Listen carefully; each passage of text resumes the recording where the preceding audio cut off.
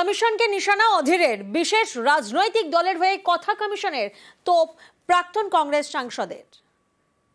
সেই সংস্থা তারা জানে যে রাহুল গান্ধী যে কথাটা বলছে সেই কথাটার ভিত্তি আছে, বাস্তবতা আছে। বিজেপি পার্টির নির্দেশে রাহুল গান্ধী পদযাত্রার মোকাবেলা করার জন্য ময়দানে নামতে হচ্ছে। তাকে রাস্তায় নেমে রাজনৈতিক দলের বিরোধিতা করতে দায়িত্ব দেয়নি নির্বাচন কমিশনকে। আজ ভোটের বাজারে কোন একটা বিশেষ দলকে যারা সরকার চালায় তাদেরকে মদত করার জন্য ময়দানে নামতে হচ্ছে।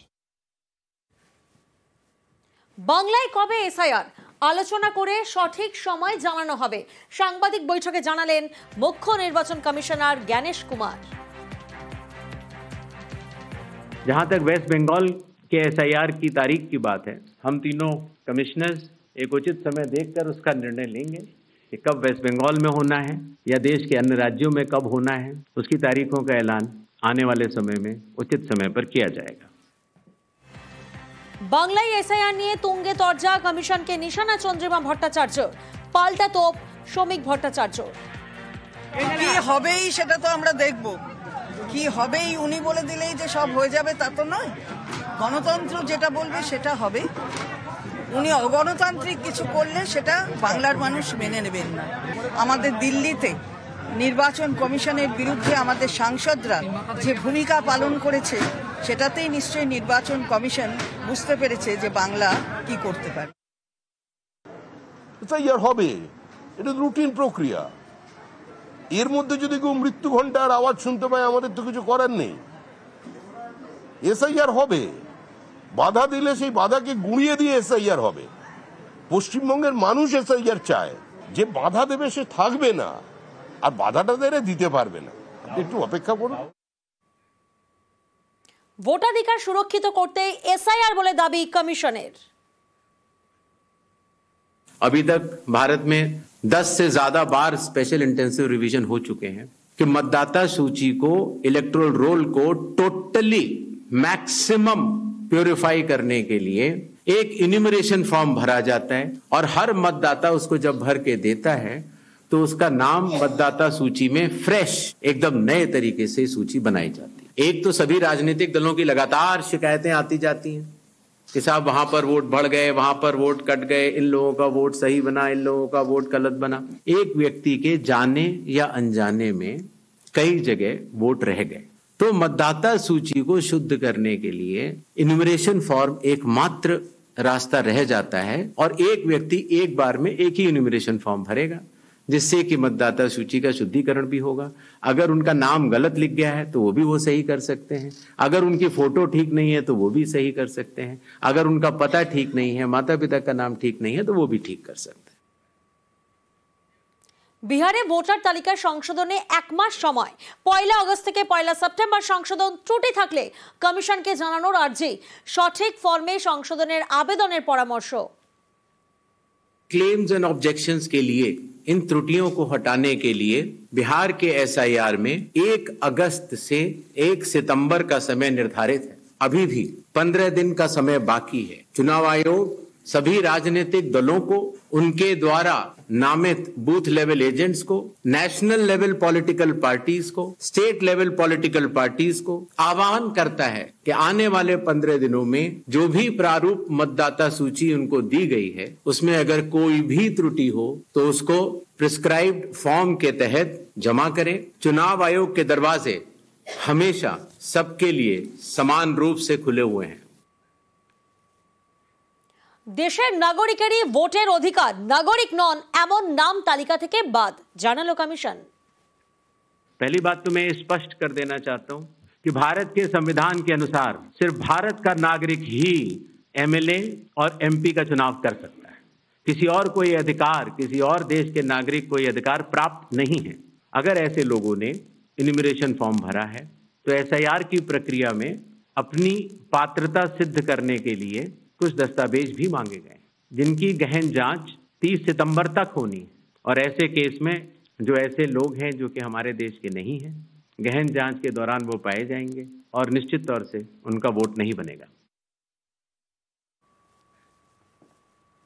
নো এসআইআর নো ভোট দাবি শুভেন্দু অধিকারীর, পাল্টা শুভেন্দু অধিকারীকে তোপ তৃণমূল মুখপাত্র অরূপ চক্রবর্তীর।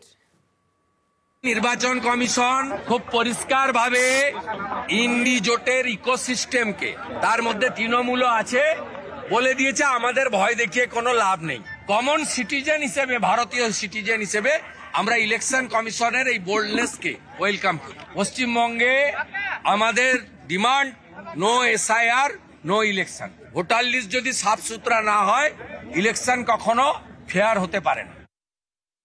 শুভেন্দু অধিকারী যখন আগ বাড়িয়ে নির্বাচন কমিশনার হতে চাইছেন, ওনাকে জবাব দিতে হবে বিহারের এসআইআর প্রসেসে যাদের নাম বাদ গেছে 65 লাখ মানুষের, কজন অনুপ্রবেশকারী, তাদের মধ্যে বাংলাদেশ বা নেপালের বা পাকিস্তান থেকে বা শ্রীলঙ্কা থেকে কজন এসেছেন? কেউ না। রাষ্ট্রপুঞ্জের রিপোর্ট অনুযায়ী যত রোহিঙ্গা আছে তার সংখ্যা 15 লক্ষ। তো মায়ানমারের গোটা রোহিঙ্গাই যদি পশ্চিমবঙ্গে ঢুকে থাকে, তাহলে 80,000 বুথকে 15 লক্ষ দিয়ে ভাগ করলে অন্তত প্রতি বুথে 200 থেকে 300 করে রোহিঙ্গা থাকার কথা। আপনি কোনোদিনও রোহিঙ্গা দেখেছেন? আমি দেখিনি। এখন শিশির অধিকারী রোহিঙ্গা না মিঠুন চক্রবর্তী রোহিঙ্গা, সেটা তো আমি বলতে পারবো না। ভাষা আন্দোলনের নামে বিভাজনের চেষ্টা তৃণমূলের তোপ শুভেন্দু অধিকারীর। বিজেপি শাসিত রাজ্যে বাংলা ভাষায় কথা বললেই নির্যাতন। 26-এ ফল ভোগবে বিজেপি, পাল্টা জবাব তৃণমূল মুখপাত্র অরূপ চক্রবর্তীর। ये लोग भाषा के नाम पर हिंदू को तोड़ने का कोशिश कर रहा है। तुम हिंदी स्पीकिंग, तुम बाहरी। नरेंद्र मोदी जी महाराष्ट्र में बोला एक रहेगा तो सेफ रहेंगे। भाषा जात दूरे सरिये राखुन। आमी भारतीय, आमी हिंदुस्तानी। ভাষার নামে হিন্দুকে আলাদা নয়। ওরা বাংলা ভাষায় কথা বললে ওরা বাংলাদেশি বলে আমাদেরকে পেটাচ্ছে। বাংলা ভাষায় কথা বললেই অসভ্য বর্বর বিজেপি আমাদেরকে হোটেলে রুম পর্যন্ত দিচ্ছে না। বাংলা ভাষায় কথা বললে বাংলাদেশে চলে যাও বলে হুঙ্কার দিচ্ছে বিজেপি। এর মূল্য বিজেপিকে চুকাতে হবে 2026-এ। 26-এর ভোটের আগে ফের স্লোগান শুভেন্দু অধিকারীর। বদলের সঙ্গেই বদলার হুঁশিয়ারি। শুভেন্দুর হুঁশিয়ারিতে কটাক্ষ তৃণমূল মুখপাত্র অরূপ চক্রবর্তীর। সরকার বদল হলে ওই 11 স্লোগান চলবে না। বদলা নয় বদল চাই। আমরা বদলও করব, বদলাও নেব। छोड़ूंगा नहीं। हमारी माता बहन बेटी दीदी सबके ऊपर जो अत्याचार हो रहा है, अभया से लेकर कस्बा लॉ कॉलेज तक हमारी बेटी सुरक्षित नहीं है। हिसाब तो लेना ही पड़ेगा। भाजपा सरकार जब आएगा पाई पाई हिसाब तो लेना पड़ेगा। বাংলা একটা প্রবাদ আছে, পোলাও যখন স্বপ্নে খাবে ঘি বেশি ডালতে ক্ষতি কি। তো শুভেন্দুর স্বপ্নে পোলাও চিরকাল রান্না করে যাচ্ছে। বিগত 5 বছর ধরে পোলাও আর তৈরি হচ্ছে না। শুভেন্দু প্রথমেই মাস্টার ডিগ্রি পরীক্ষায় বসতে গেছিল আপকি বার 200 পার বলে। পরীক্ষায় ভয়াবহ ফেল করেছে। বলেছিল পরের বার আমি গ্র্যাজুয়েশন করবো। বলেছিল 180 আমাদের টার্গেট। গ্র্যাজুয়েশনে ফেল করেছে। তারপর বলছে 150 টার্গেট। ওর মাথার মধ্যে 48 সংখ্যাটা ঘুরছে। ও জানে পরের বার বিজেপির একটা রাজ্যসভার এমপি পেতে গেলে 49টা সিট লাগে। ও নিজেও বুঝতে পারছে 48-এর নিচে নেমে যাবে ভারতীয় জনতা পার্টি। তাই জন্য এরকম পাগলের মতো পাগলের প্রলাপ বকছে। আত্মীয়কে বাবা দেখিয়ে ভারতের ভোটার বাংলাদেশি। হারোয়া বিধানসভা কেন্দ্রে চাঞ্চল্যকর অভিযোগ। আর 2002 সালের ভোটার তালিকায় নেই কুলপি বিধানসভা কেন্দ্র। দেখুন।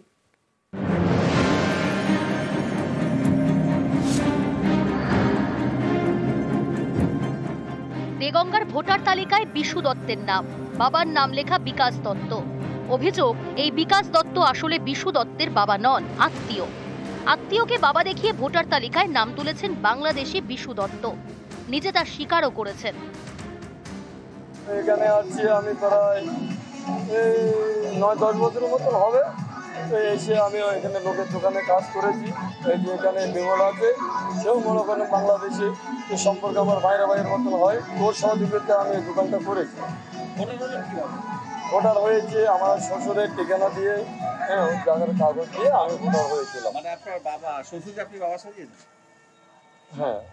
কারা করে দিয়েছিল? এখানে আমি ভিডিও অফিসে নিজে যেয়ে করেছিলাম। কয়েক বছর আগে বাংলাদেশ থেকে ভারতে আসেন বিশু দত্ত। তারপরে আত্মীয়কে বাবা দেখিয়ে ভোটার তালিকায় নাম তোলেন। তারপর থেকে তিনি হারোয়া বিধানসভার ভোটার। আপনার বাংলাদেশে কবে এসেছেন? হচ্ছে 2002 সালে। 2002 সালে এসেছেন? আপনি ভোটার হয়েছেন না শুধু আপনার স্বামী ভোটার হয়েছে?